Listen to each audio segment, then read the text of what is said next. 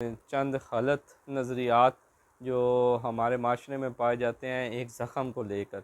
वो ये है कि जब भी कहीं किसी को कोई ज़ख़म होता है तो वो अजीब व गरीब उसके ऊपर अपने नुस्खे और टोटके आज़मा रहा होता है।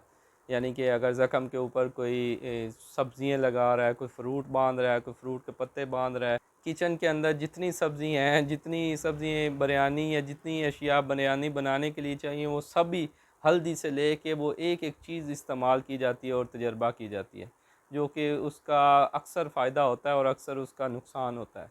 और इससे भी बढ़ के चंद अजीब व गरीब नज़रियात भी हमारे माशरे में पाए जाते हैं। आज उसके ऊपर बात करेंगे। मैं एक वाक़या भी सुनाता जाऊँ कि हमारे पास एक मरीज़ आया जिसका पाँव पे थोड़ा सा ज़ख़म था और ज़ख़म ख़राब हुआ, जिसकी वजह से हमें उसका पाँव काटना पड़ा।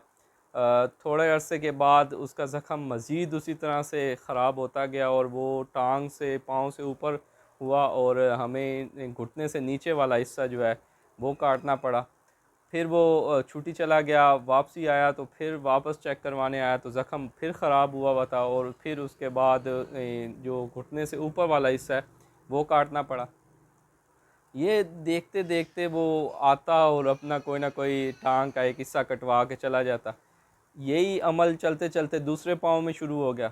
वो वहाँ से ज़ख़म पाँव कटवाया, फिर टांग घुटने से नीचे वाला हिस्सा, फिर घुटने से ऊपर वाला हिस्सा और फिर आखिर के अंदर बाई चांस उस दिन मेरी ड्यूटी थी तो वहाँ पे मैं चेकअप के लिए जब गया उसके बेड पे तो पेशेंट को मैंने देखा और अंदाज़ा लगाया कि अब यहाँ तक तो दोनों टांगें कट चुकी हैं। अब और कितना ऊपर काटा जा सकता है या पेट के किस हिस्से तक काटा जा सकता है? तो ये परेशानी थी तो एकदम से मैंने चेक करने लगा पेट, तो उसके ऊपर एक तावीज़ बांधा हुआ था। अक्सर हम लोग डॉक्टर किसी भी नज़रियात या किसी के जो भी उनके नज़रिया हैं, ख़यालात हैं या उनके अंदर इस्लामी या जो भी मज़हबी तौर पे उनके अंदर होता है, हम उसको छेड़-छाड़ नहीं करते। और ख़ास तौर पे मेरी आदत है कि मैं उस पे ज़्यादा बात भी नहीं करता। तो उससे ये हुआ कि मैंने एकदम से सोचा कि इसको थोड़ा बहुत कहूँ। मैंने कहा यार ये तावीज़ अगर होगा, इसके ऊपर कोई आयत लिखी होगी या कोई ज़िक्र लिखा हुआ होगा, कोई कलाम लिखा हुआ होगा, तो ये पेशाब वाली जगह पे टच हो रहा है तो काइंडली उसकी भी बेअदबी होती है, तो खुदारा इसको या बाजू पे कहीं बांध लो या इसको कहीं और रख लो, ये कम अज़ कम यहाँ पे ना करो। तो मरीज़ एकदम से कहता है कि डॉक्टर साहब ये तावीज़ है लेकिन ये कोई कलाम या वो नहीं है, ये चीते का गोश्त है। मैंने कहा कि चीते का गोश्त क्या मतलब? पहले तो मुझे समझ ही नहीं आया। मैंने कहा चीता क्या, क्या मतलब चीता का? कहता है चीता का गोश्त। मैंने कहा चीता वो जो जानवर होता है जो जंगलों में पाया जाता है? कहता हाँ हाँ, उसका गोश्त की बोटी है, ये इतनी बड़ी थी अब ये छोटी सुकड़ के छोटी रह गई है। तो मैं एकदम से दंग रह गया। मैंने कहा हमारे तो बकरी का गोश्त नहीं मिलता, ये चीते का गोश्त कहाँ से ले लिया आपने? तो कहता है वो हमारे एक हैं हकीम साहब, उन्होंने कहा है कि जी आप चीते का गोश्त लेके आएँ। तो दूसरे वाला जो साथ खड़ा था वो कहता है ये देखें मुझे ज़ख्म भी हुआ है, मैंने उसने मेरे पे हमला भी किया था, उसको मैंने मारा, फिर उसकी वो बोटी ली और वो लेके आया हूँ। तो मैंने कहा उसका मकसद क्या था? कहता वो नज़र ना लगे।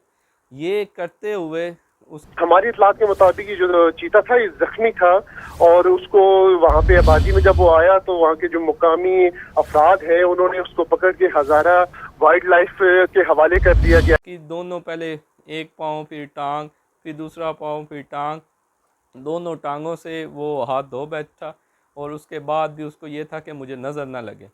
तो उसमें वो बेचारा चीता भी कहीं चीखता चिल्लाता फिर रहा होगा, जिसकी बोटी उतार के आए या वल्लाह आलम मर चुका होगा, तो उससे कोई फ़ायदा नहीं होता। ये पुरानी आपको हिस्ट्री में एक वाक़या सुनाता जाऊँ कि अबू अली सीना से उस वक़्त के जो साहिब इख्तियार थे, उन्होंने कहा कि आप एक तबीब हैं तो हम चाहते हैं कि आप एक मतब बनाएं, अपना एक आज के ज़ुबान में कहूँ तो हॉस्पिटल बनाएं। तो हमें बताएं किस जगह के लिए आपको दी जाए कि आप उसको वहाँ पे अस्पताल बनाएंगे। तो उन्होंने कहा कि मुझे एक बकरा दें और उसके 7 हिस्से करें और उस 7 हिस्सों को मुख्तलिफ़ 7 जगहों के अंदर लटका दें और 3 से 4 दिन बाद उनको बुलवाया। वो जो 7 हिस्से थे उनको वापस ला के चेक किया। जो हिस्सा देर से ख़राब हुआ था जिस एरिया के अंदर, उन्होंने कहा कि मुझे वो जगह दे दें मैं वहाँ पे अस्पताल बनाऊँगा, क्योंकि यहाँ पे मरीज़ आएंगे, वो यहाँ पे दाखिल रहेंगे, तो वो एक सेहत अफ़ज़ा फ़िज़ा होगी, साफ़ सुथरा माहौल होगा, तो वो जल्दी ठीक होंगे और उनके लिए अच्छा है। तो उसके अंदर वो, क्योंकि ये गोश्त जो है, जो भी हम ग्रोथ करवाते हैं या बैक्टीरिया ग्रो करते हैं, वो सबसे ज़्यादा गोश्त के ऊपर करते हैं। वो जानवर जो जंगलों में है, वो दूसरों का गोश्त खोर जानवर है।